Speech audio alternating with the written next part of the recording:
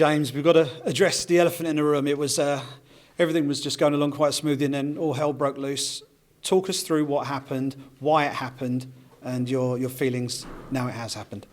I feel great. So right now, I feel good. But what happened was there was a guy who got signed up to Bellator maybe about 2 years and a half ago. 2 years ago, he was like 1-0 or something. Now he's like 2-4 or something like this. But he was talking a lot of shit about me. So he was saying my name all the time, running me down, saying a lot of hateful, arrogant, annoying things. But that's cool. Say what you want about me. I understand the fight game. I don't take that personally. Run me to the floor, try and get the fight, but it's never going to happen. Do you know what I mean? He's just not on my level of anything. Fighting skill-wise, not on my level. Publicity-wise, not on my level. He's a couple of years older than me, I think, but up here, he's a stupid little kid. Do you know what I mean? I want to go and fight proper men. Do you know what I mean? I don't want to deal with little kids, but he was talking all this shit about me, and we've got the same management team, and they were like, "Oh, do you want us to have a word with him or whatever?" And I was like, "Nah, let him get his publicity, let him build his career. He's a young guy like myself, trying to get out there." Then he took it a step bit too far, and he took screenshot a picture off my Instagram. I posted up a picture of me and my mum came to visit me in Dublin. I brought her out for dinner, and we got a picture outside the restaurant, and I was like, "It was such a good weekend to see my mother."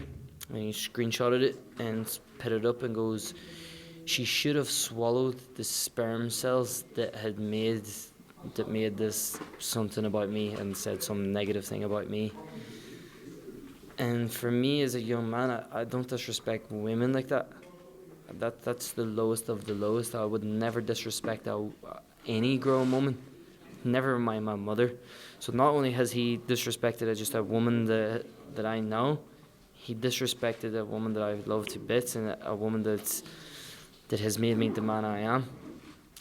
And that was it. I didn't say nothing else. I just left it at that.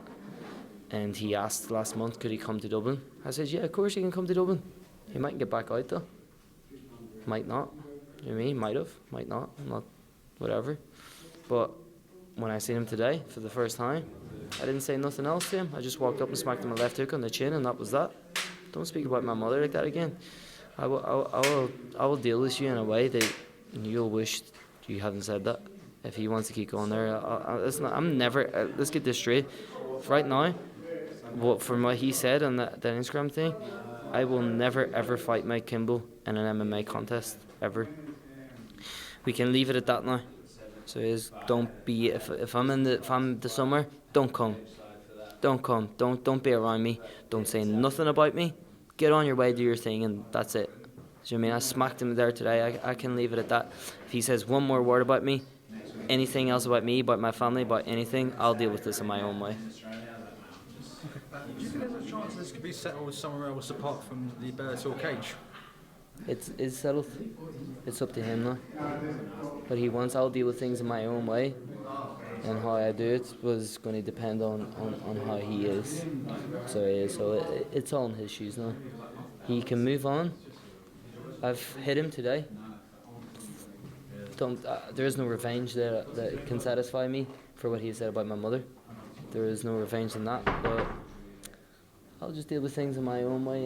And if he says things I don't like and disrespects my family, I will definitely do stuff that he definitely won't like and stuff that will make him regret those words. So it's on him. So there's no regret. I mean, it's been a little while since the actual incident happened now. You're a martial artist, right? You're known for being able to control yourself and to use your skills and all the rest of it. Are there any regrets as to how you handled that? Because the biggest one is that I didn't get him in a room on my own, and that there was people here able to hold him back and hold me back. That's the only regret that I've got. Nothing else. He's a lucky man. He's a little stupid kid. He's lucky. And no issues with obviously I know guys from your team and guys from Kimbel's team as well, both dived in, tried to separate things. You've got no issue with everybody else who were just trying to break it up? No problem. Not a problem with anyone else. MVP was involved. He just was a good man, had a lot of respect for MVP. He knows my mum. My mum's, they speak, they know each other. I wouldn't even associate myself with someone who speaks about like that about another man's mum. I just wouldn't do that. That's not me. But his team are cool. I'm cool with his team. We're under the same management. Do you know what I mean? My management I'm very friends with, I'm close with, I trust with a lot. They speak to him. That's cool. That's all cool. But he has crossed the line. He has disrespected my mother, and that's something that I take into my own hands. And that's nothing to do with anyone else. Nothing to do with my management. Nothing to do with his team. That's to do with me and him. And that's it. Now it's on him. Episode 12 of the Jimmy Show may have kicked off with some fireworks, but I'd like to cast your mind back to episode 11, a bit more of a positive note. 35-second win, see that smile? 35-second win in Dublin, leaping over the cage to celebrate with your people and Conor McGregor. Just talk me through how special of a moment that was for you. Mind blowing. The hairs are standing on my arms every time I speak about it. That's the kind of positivity and success that I want around. Do you know what I mean? I just want to strive for greatness. I just want to. And that's I feel like I'm on my way, and I'm very confident, I'm very happy, I'm very focused on what I'm doing, and I know what's what, I know what's real. They say I'm all talk. Cal pulled out with the brain thing. I told Cal, he gets that sorted, I'll fight him again. I made that fight happen. I contact Bellator, get that fight, that man deserves it. Mike Kimbel talk shit, he got banged, good luck. Do you know what I mean? It's real talk. Do you know what I mean? They say what they want. Going back to fight on home soil again, you know, the reaction you got last time out was pretty special. You're fighting the guy that you were supposed to fight that particular evening, and you mentioned just there that was a fight that you've helped get back on again. Mm-hmm. Spoke to Cal earlier. He said that the pair of you have had a bit of communication during that time when it looked like, you know, it was possible that Cal could come back again. Obviously, you're both competitive athletes and you're both striving for the same goal. But it seems to me that there is a mutual respect between the pair of you. Would that be fair? 100%. He's a great fighter. Looks like a good man. So it is, but I'm not friends with him. I don't like him. I don't dislike him. I've got nothing. Just that's my answer is nothing. But what I do got in my hands in the February 22nd is a man who's trying to take away everything of my dreams. I've been dreaming of this greatness, striving for success, and I've got a man who wants to come in there and take that away from me. I'm going to deal with him. I'm going to punish him for doing that.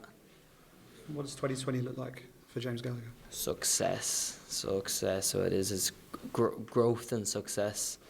So it is that's what 2020 looks like. Just one more thing for you, James. Obviously, you've got a big card coming up, but we were here initially today for Bellator London, huge night on Saturday. Are there any particular fights from that card that stand out to you? Yeah. Fabian Edwards versus Shipman. Good scrap. I think Fabian's pans him out, to be honest. I think Fabian could knock him out in late first, early second. So it was a good shot. So you can see a big flying knee or an elbow from the clinch. You can see Shipman getting his way for the first few minutes, and then he's going to slow down and Fabian's going to take over. And who else have we got on the card? Well, always MVP. Do you know what I mean? Love MVP, so I do. He's a good man.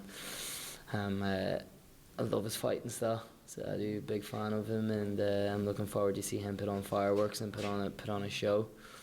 And what other fights? We got my teammate Charlie Ward, as usual.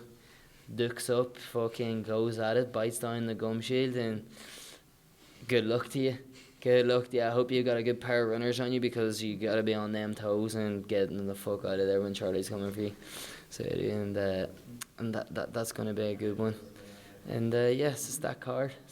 Looking forward to it, and looking forward to being in attendance and see what's going on, see what's going down, and see if there's any potential opposition.